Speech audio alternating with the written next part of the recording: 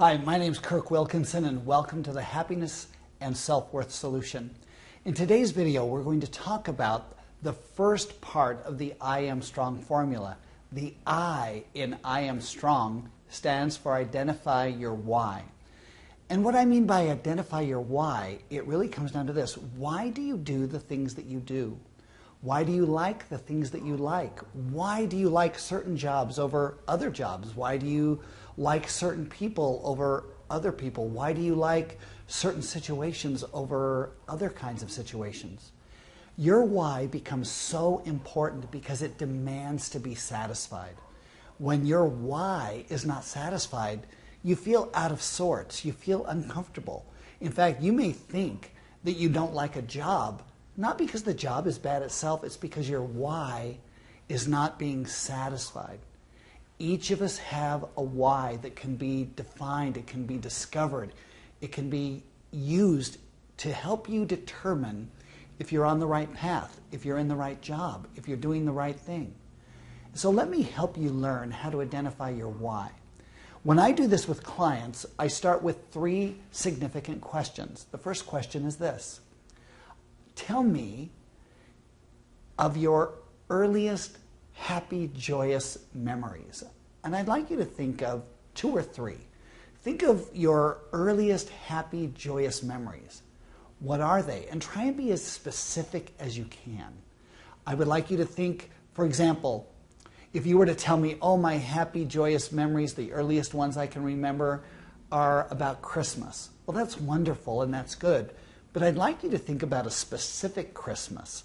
I'd like you to think about a specific event. And then tell me, or tell yourself, write it down, what is it about that event that made it happy and joyous? And I'd like you to write down 2 or 3 of those. The next thing I'd like you to consider is, what is your greatest accomplishment? What is that one thing that you have done that makes you feel most accomplished or that you're most proud of? And it doesn't have to be anything that's been recent. It could be as early as, when you were 10 years old, or it could be last year or last week. It really doesn't matter as long as it's something that you feel really proud of. What is that accomplishment that you feel most proud of? And then lastly, I'd like to think about your job or the last job that you had. Even if you did not like that job, what I'd really like you to consider is, what is it about that job that you really liked? And what we're able to do, or what I'm able to do, is when you write these stories down, you're able to then look at what are the common themes amongst these stories, and you can actually triangulate on your why. And since we're not doing this live, and I'm not sitting across from you, and you're in a couch, and I'm in a chair, and we're discussing this, let me tell you some stories from some of my clients so that you can understand how this is done, why this is done, and why it is so important. For example, let me tell you about Jane. Jane told me these 3 stories. When Jane was in 3rd grade, she was in some sort of competitive sport. And the sport doesn't matter, but what does matter is that she went to a regional competition. And at this regional competition, she won her event. And she was so proud of that event. She was so proud of winning. Sure, she got a medal, she got an award, but what happened is that she came home and her aunt was there along with her parents, and they congratulated her. And she felt really proud of her accomplishment. Another story that Jane told me was about a family vacation where they all went to Hawaii, and they had a wonderful time.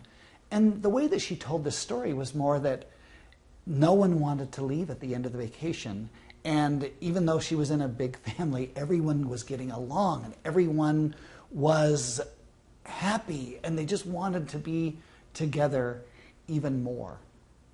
Another happy, joyous memory that she told me about was moving to a new city, and it was her birthday. Kids around the neighborhood she invited to her house to have birthday cake and somewhat of a birthday party. Now, you may think that those are just stories, And your stories may be like those stories, but those stories tell me something very significant about Jane. What they tell me about Jane is that it's important for her to feel recognized by people that are important to her. It is also very important for her to feel that she has a sense of community, that she likes to be around people who feel the same way. Another story that Jane told me to make this point was that she went to summer camps as a teenager, and at this summer camp, she was a leader. She did a lot of things that a leader would do. She wasn't a counselor, but she was a leader. And so when you put these things together, needing to be recognized, wanting to be around people in a sense of community, she also wants to be a thought leader. She wants to be considered an expert. And then now when you put the story about her inviting friends over to her house for her birthday party, she's inclusive. She wants to make sure that everybody is included and that people have a good time. She also takes responsibility. She's able to handle projects and see them through to an end. So you can imagine that when you start to put these stories together, they say something about you. And when you add on top of it what you're most proud of, what your biggest accomplishment is, and what you like about your current job, it makes a difference. Let me tell you about Bill. When I asked Bill what he liked about his job, this is what he told me. Well, I hate most things about my job because it's exhausting. I don't like going to work. I don't like my manager. And I really had to ask him, no, tell me what you like about your job. There has to be something you like about your job or you wouldn't go to work. Well, he then told me that what he really likes most about his job, and he works in retail, in customer service, is he loves that feeling of solving a customer problem. He loves that feeling knowing that he made a difference in someone's life. So from that, it becomes important that Bill is involved in activities where he can make an emotional connection with people. Because when he doesn't make an emotional connection with people, he feels out of sorts. He doesn't feel good. He feels like life is too hard. The same may be true for you. When you find out, when you discover your why, you learn so much about yourself because it's who you are. Remember the self-worth pyramid when we talked about who you are versus what you do? When you discover your why, you now understand why certain situations make you feel uncomfortable, because you're not satisfying your why. When you figure out and discover your why, you understand why you could be offended in certain situations, why you're uncomfortable, why you like certain people, why you dislike certain people. Imagine it like this. Have you ever been driving down a two-lane highway where very near the shoulder there's these bumps? And those bumps are there because if you fall asleep, it's going to wake you up because you're getting close to the shoulder.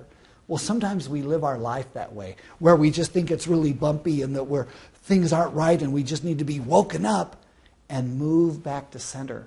When you learn your why, when you discover your why and then live it, you feel like you're being moved back to center.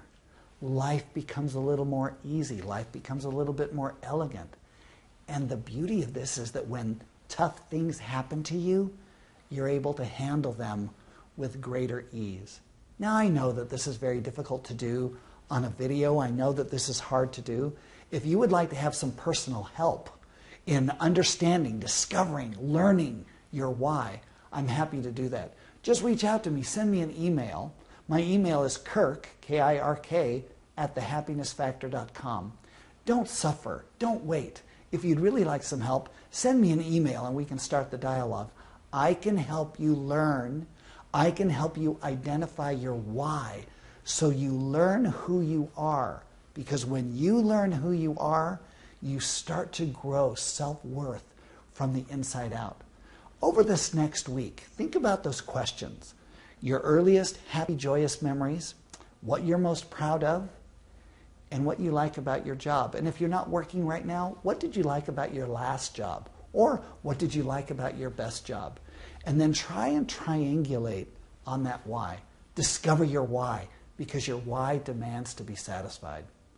In the next video, we'll be talking about acceptance and acknowledgement, and really just kind of accepting yourself for who you are.